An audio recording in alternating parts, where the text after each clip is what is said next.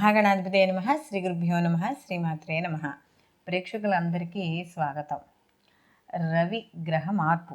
ఈ రవిగ్రహ మార్పు అనేది మనకి 17/12/2023 నుండి 14/1/2024 వరకు ఈయన ధనుస్సు రాశిలో సంచారం చేయడం అనేది జరుగుతుంది. దీన్నే మనకి ఎప్పుడైతే రవి మనకి ప్రతి నెల ఒక్కొక్క రాశిలోకి సంచారం చేయడం అనేది జరుగుతుంది, దాన్నే మనం రవి సంక్రమణంగా చెప్తాం. అందులో భాగంగా మనకి ధనుస్సు రాశిలోకి ఎప్పుడైతే రవి సంక్రమణం జరిగిందో దాన్ని మనం ధనుర్మాసం, అప్పటి నుంచి మనకు ధనుర్మాసం మొదలవుతుందని చెప్పవచ్చు. అయితే ముందుగా ఈ రవి ధనుస్సు రాశిలోకి సంచారం చేయడం వల్ల ద్వాదశ రాశుల వారికి ఎటువంటి ఫలితాలు ఉంటాయనే విషయాన్ని తెలుసుకునే ముందర అసలు రవి కారకత్వాలు ఏమిటి అని చూసుకున్నప్పుడు, రవి గ్రహంగానే చూసుకుంటే మన నవగ్రహాల్లో కల్లా మొదటిగా మనం ఈ రవిని చెప్పుకోవడం అనేది జరుగుతుంది. అయితే రవి వచ్చేటప్పటికి పురుష గ్రహంగాను, అలాగే క్షత్రియ జాతికి సంబంధించిన వాడు ఈయన. అలాగే ఈయన గుణం కూడా రజోగుణంగా చెప్పడం అనేది జరుగుతుంది. అలాగే రవి యొక్క గ్రహకారకత్వ స్వభావంగాని చూసుకుంటే ఈయనకి ఒక్కోసారి కొద్దిగా కోపం, కొద్దిగా పాప స్వభావం, అలాగే ఏదైనా సరే స్థిరంగా ఒక నిర్ణయం తీసుకున్నప్పుడు స్థిర స్వభావంగా ఉండడం అనేది జరుగుతుంది. అలాగే ఈయన ముఖ్యంగా కానీ చూసుకుంటే ఈ సూర్యుడు మనకి సింహరాశిలో ఉన్నప్పుడు 20 డిగ్రీలలో ఆయనకి మూల త్రికోణంగా మనం చెప్పడం అనేది జరుగుతుంది. అలాగే మేషరాశిలో ఈయనకి ఉచ్చస్థితిగాను, అలాగే తులారాశిలో ఆయన నీచ పొందడం అనేది జరుగుతుంది. కుజుడికి సహజంగా ఈ యొక్క మనకి ఏదైతే రవి ఉన్నాడో రవికి కుజ చంద్ర అలాగే గురువు మిత్ర నక్షత్ర అంటే మిత్రగ్రహాలుగా మనం చెప్పడం అనేది జరుగుతుంది.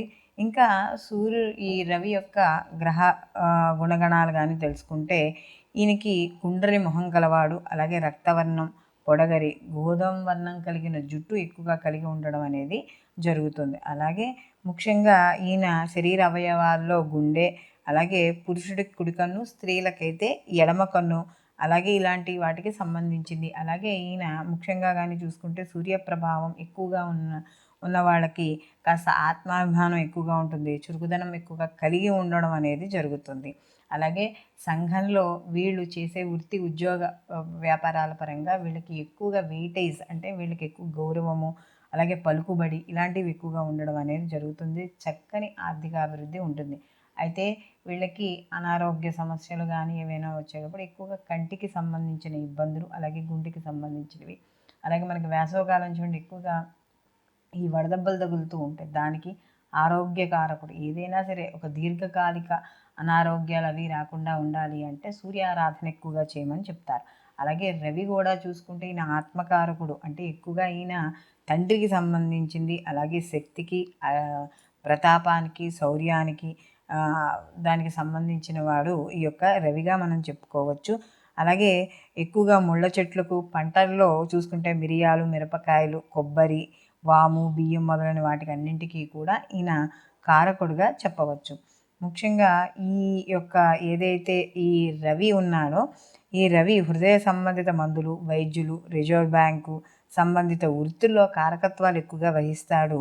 అలాగే ఈ ఆకాశానికి సంబంధించిన వాటి అంటే విమానాలు, విమానాశ్రయాలు, ఖగోళము, అలాగే విమాన చోదకులు అంటే మనకి పైలట్ ఉంటారు కదా వాళ్ళు, ముఖ్యంగా విద్యుత్ సంబంధిత విద్యుత్ ఉత్పత్తి, భూకంపాలు, ఆకాశవాణి, ఇలా అంటే ఈ ప్రచార మాధ్యమాలు ఉంటాయి కదా వాటికి సంబంధించిన వృత్తులు, ఇలాంటి వాటికి అన్నింటికీ కూడా ఈ యొక్క రవి కారకుడుగా మనం చెప్పవచ్చు. కాబట్టి ఇలాంటి రవి కారకుడు ఈ గ్రహాలు కానీ చూసుకుంటే మనకి సూర్యారాధన, ఎవరైతే మనకి ఈ దీర్ఘకాలిక వ్యాధులు వాళ్ళు ఉన్నవారు సూర్యారాధన ఎక్కువగా చేయమని చెప్పడం అనేది జరుగుతుంది.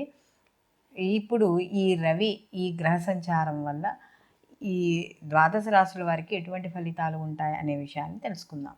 ధనుస్సు రాశికి ఈ ధనుస్సు రాశిలోకి రవి సంక్రమణం అంటే రవి సంచారం చేయడం, జన్మలోకే రవి సంచారం. సహజంగా జన్మలో రవి సంచారం అనేటప్పటికీ మనకి శరీరపరంగా ఇబ్బందులు అనేవి అధికంగా ఉంటాయి. అంటే తనుభావ స్థానంలో ఇక్కడ రవి సంచారం చేస్తూ ఉంటారు. అలాగే ఎక్కువగా ముఖ్యంగా చూసుకుంటే సమయానికి భోజనం చేయలేకపోవడం, సమయానికి నిద్ర లేకపోవడం, అలాగే ఎప్పుడైతే జన్మలో రవి ఉంటాడో కొద్దిగా కోపము, అంటే ఈ పని ఎందుకు చేయరు అనే ఒక రాజు ఎలా అక్కడ రూల్ చేస్తాడో అలా రూల్ చేయడం అనేది ఉంటుంది.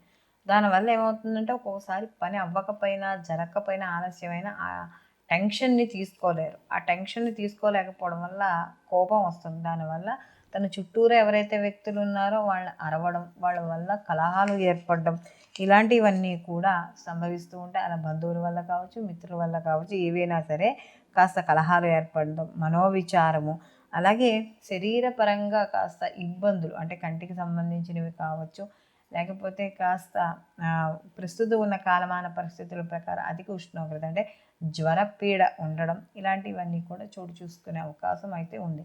అయితే ఏదైనా నిర్ణయాలు తీసుకునేటప్పుడు మాత్రం కాస్త ఆలోచించి ఆచితూచి నిర్ణయాలు తీసుకోవడం అనేది ఉత్తమమైన విషయంగా చెప్పవచ్చు. ఎందుకంటే వాటి వల్ల నిర్ణయాలు తొందరపడి తీసుకుంటే కాస్త ఆర్థికంగా కావచ్చు, మానసికంగా కూడా కాస్త ఇబ్బంది పడే అవకాశం, అంటే ఆర్థికంగా ఖర్చులు ఉన్న మానసిక ఆందోళన అనేది ఎక్కువగా ఉంటుంది. కాబట్టి అలాంటి విషయాల్లో జాగ్రత్త వహించండి. వృత్తి ఉద్యోగ వ్యాపారస్తులు కూడా కాస్త నిర్ణయాలు తీసుకునేటప్పుడు కాస్త జాగ్రత్త ఆచితూచి తీసుకోవాలి. విద్యార్థులు కూడా శ్రద్ధ పట్టి చదవాలి.